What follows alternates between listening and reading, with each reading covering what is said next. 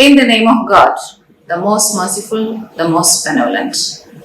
May the Almighty, the creator of you and me and the entire universe, shower His blessings upon all of us. The other day, I was talking to one of my friends. She was sharing with me her problems in life, how her husband ill-treats her, being a drunkard and having extramarital relationships. She has a very sad living, and she was sharing with me all her problems. Being a postgraduate, if this is the case with her, I was wondering, and we all know what is the situation with our women all over the world and especially in India. There is not a single newspaper which doesn't come out each day without carrying the news of a woman getting ill-treated and being raped or molested. The irony is, when women share their experiences, when they talk about their problems, their usual conclusion is, what to do? I am a woman. I have to bear with it. So it shows that even women feel that they are inferior to men and they are to be treated like that. If we analyze why this happens, why in our society there is a second-class citizenship for women, two of the main reasons are, number one, the age-old belief, the faith that women are not created equally as men. They are created from a different stuff, something inferior, having an inferior soul, such a belief. And the second belief is associated with the original sin. Most people believe even today that it is Eve, the woman, who tempted Adam, the man, to commit the original sin, and that is the starting of all the troubles in the world and human existence in this world. If we analyze these two concepts and faiths and what the Quran talks about it, we come to know that, in fact, these two basic faiths are totally being uprooted and denied by the Quran. For example, when we analyze what the Quran talks about the creation of man and woman, we understand that Allah says very clearly, for example, in chapter number 4, named An-Nisa, it means the women, a chapter which talks about the rights of women, which talks about family life, and which talks about the duties of a husband or the other men in the family towards women. In this chapter, in the beginning itself, in the first verse, God talks about to be afraid of the Lord who created men and women equally from the same nafs. Nafsun wahida is the word used. It means a single being. The same has been explained in other verses in the Quran. So, what the Quran tries to say is, you are created equally. There is no difference. And you are from the same stuff, same brand, and same Lord who created you, and unto Him is your return. So, you have to fear Him whenever you behave each other, when you treat each other. You need to respect each other. And you don't need the mediation of a man for a woman to reach God.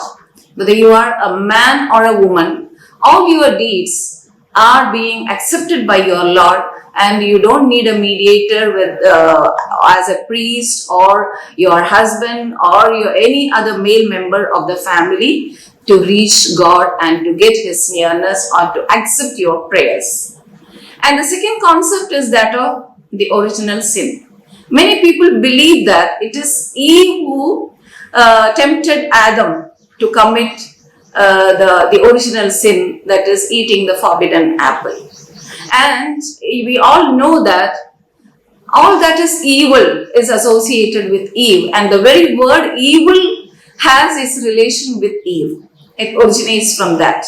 But when we analyze what the Quran talks about the original sin, we understand that the fact is not that.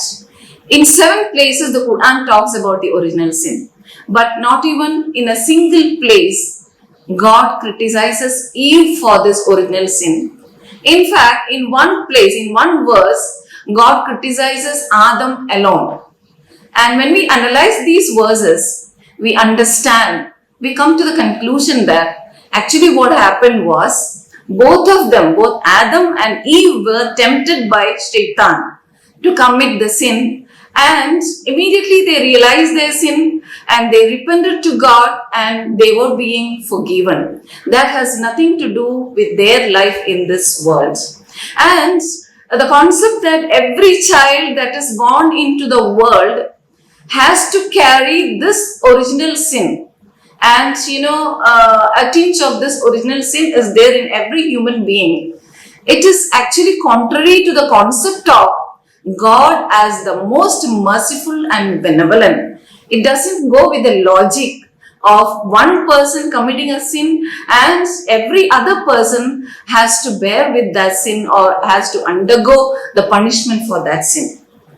And also concepts and beliefs like labor pain and other problems that a woman faces are punishments for this original sin that Eve committed is also against the teachings and spirit of Quran. So actually, in fact, becoming a mother, undergoing the labor pain, bearing a child with pain upon pain, burden upon burden, and problems upon problems is being talked about in the Quran as a great sacrifice from the side of a woman for which the entire humanity is indebted to her. And God places a woman, the mother, as the highest position among all mankind. A woman attains the highest degree of praise, honor and respect just because she undergoes the labor pain. So when we analyze these 2 concepts in the Quran, we come to know that it doesn't consider women as inferior to men, and women and men are created equally, and nobody is denied the nearness of God, and you can reach God, you can talk to God, you can pray to God at any time, anywhere, whether you are male or female, and God will definitely accept your prayers. So this guilty feeling that women carry out is also one of the reasons for being ill-treated by people. So women should get rid of the guilty feeling, and also men should realize that they are also equally created as us, and we need to respect them. So respecting each other, being between men and women, is the concept that the idea that Islam or especially the Quran puts in front of mankind. So it is by respecting each other, coordinating each other, helping each other, that men and women lead a successful life, and civilizations are built, and mankind lives a peaceful life in this world, and they attain the same heaven from where Adam and Eve came out. It was only a test dose, and the same heaven we can attain by respecting each other and helping each other. May God bless all of us. May the Almighty help us to learn things which are useful to us and put into use the things that we learn. May the Almighty shower His blessings on all of us. Thank you so much.